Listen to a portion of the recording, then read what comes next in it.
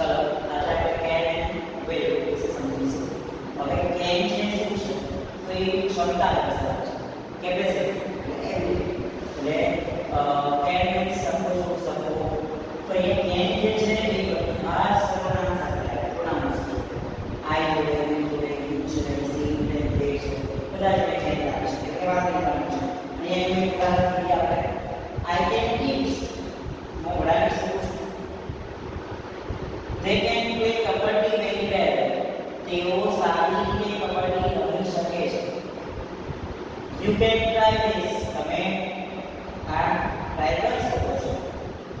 હવે કેન જે છે માં એક ઉદાહરણ પણ તમે લઈ શકો. I can use mobile smoothly. હવે જો smoothly જે છે smoothly માં અહીંયા લખાશે સ્મૂથલી પણ બોલાશે સ્મૂથ. બરાબર છે. અને મ્યુચ્યુઅલ વિલ મીન્સ સકીસ બડીસ નાઈસ. તો એ પણ વિલ જે છે એ બધા સાથે આવશે. વાંદરી વાળું છે. I will earn more money એટલે કે હું વધારે પૈસા મેળવી સકીસ આવશે. વિલ છે they will get good marks અથવા result in exam. એટલે કે તેઓ પરીક્ષાની અંદર સારા માર્ક્સ કે રિઝલ્ટ એ મેળવી શકશે. હવે વિલ છે તેની જોડે હંમેશા ટુમોરો આવશે કારણ કે ભવિષ્યકાળ દર્શાવે છે. અને સાથે એ પણ હોય આપણે જોવાની વાત કરીએ તો એક વર્ડ આવશે અને લખાશે વેડનેસડે પણ બોલાશે વેન્સડે. તો અહીંયા આપણે બે વાક્ય લખે છે એટલે કોમેન્ટમાં તમારે એને ઇંગ્લિશ લઈને આપવાનું છે.